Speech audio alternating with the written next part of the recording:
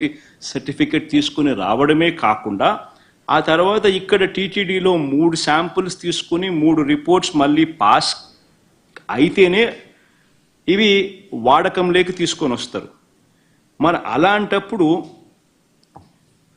ఈ కార్యక్రమం కూడా ఇదేదో కొత్తగా ఇప్పుడు జరిగేది కాదు.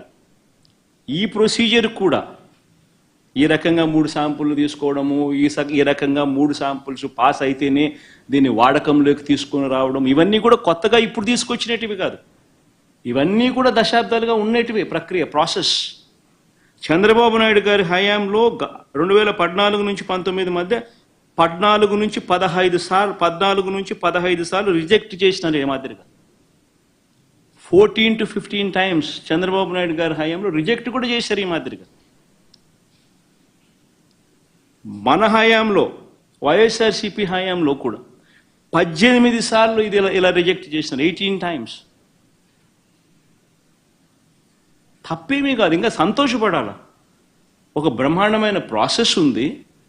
ఆ ప్రాసెస్ ఎంత గట్టిగా పనిచేస్తూ ఉంది అని అంటే, ప్రతి ట్యాంకరు వచ్చిన తర్వాత 3 సార్లు ఆ శాంపుల్స్ టెస్ట్ చేసి దాంట్లో ఉన్న పదార్థాలను 3 శాంపుల్స్ దాన్ని టెస్ట్ చేసి 3 టెస్టులు పాస్ అవుతేనే దానికి యాక్సెప్ట్ చేస్తూ లోపలికి పంపించే కార్యక్రమం చేస్తారు అన్న ఒక మంచి రోబస్ట్ ప్రాక్టీస్ అనేది ఏదైతే ఉందో, ఆ రోబస్ట్ ప్రాక్టీస్ను దాన్ని నువ్వు బ్రహ్మాండమైన ప్రాక్టీస్ ఉంది అని చెప్పి సంతోషపడాల్సింది పోయి, గొప్పగా ప్రాక్టీస్ ఉందని చెప్పి ప్రపంచానికి చెప్పాల్సింది పోయి, మనం చేస్తూ ఉన్న పని ఏమిటి?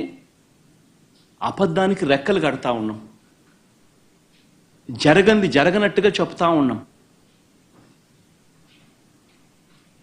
ఏకంగా చంద్రబాబు నాయుడు గారు అనే వ్యక్తి నాసిరకమైన పదార్థాలు వాడేశారని, యానిమల్ ఫ్యాట్ గీకు బదులు కూడా వాడేశారని, లడ్లు తయారైనాయని భక్తులు తినేశారని, ఎంతటి దారుణమైన అబద్ధాలు ఆడడం ధర్మమేనా అని అడుగుతా ఉన్నా.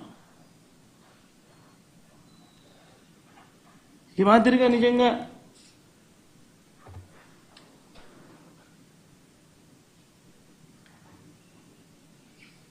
ఆశ్చర్య కలిగించే విషయం ఇంకొకటి చెప్పాలి.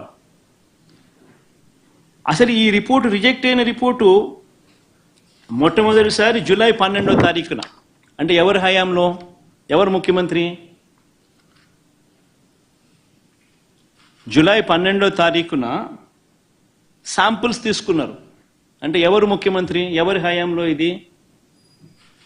చంద్రబాబు నాయుడు గారు సాక్షాత్తుగా ముఖ్యమంత్రిగా ఉన్న హయాంలో. ఆయన జూన్ 4న ఎన్నికల్లో రిజల్ట్స్ అయినాయి. జూలై 12 ఆయనే ముఖ్యమంత్రి.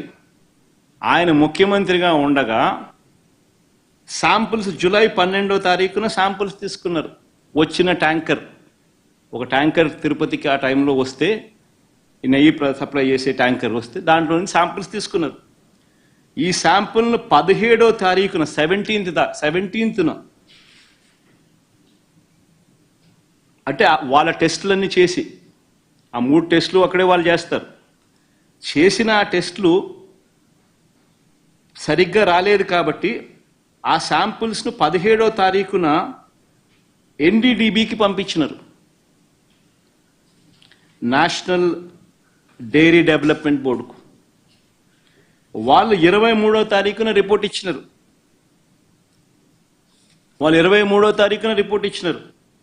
జూలై 23న. అవును, రిజెక్ట్ అయింది.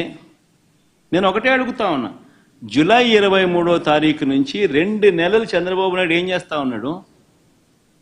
2 నెలల తర్వాత ఇప్పుడు చంద్రబాబు నాయుడు గారి 100 రోజుల పరిపాలన మీద అడ్వర్టైజ్మెంట్ ఇచ్చినప్పుడు ప్రజలు సూపర్ 6 ఏమైంది, సూపర్ 7 ఏమైంది అని చెప్పి ప్రజలు చంద్రబాబు నాయుడు నిలదీస్తూ ఉన్నప్పుడు టాపిక్ డైవర్ట్ చేసేందుకు జూలై 23వ తారీఖున ఇచ్చిన రిపోర్టును ఇప్పుడు తీసి ఆ రిపోర్టును వక్రభాష్యం చేస్తూ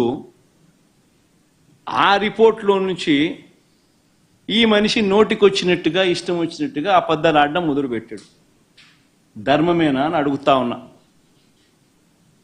ఇంకొకటి ఆశ్చర్యకరమైన విషయం కూడా చెప్పాలి. ఆశ్చర్యకరమైన రిపోర్ట్ ఏంటంటే, పోనీ రిపోర్ట్ ఏమిటి అని ఒకసారి చూద్దాం. ఇది రిపోర్ట్.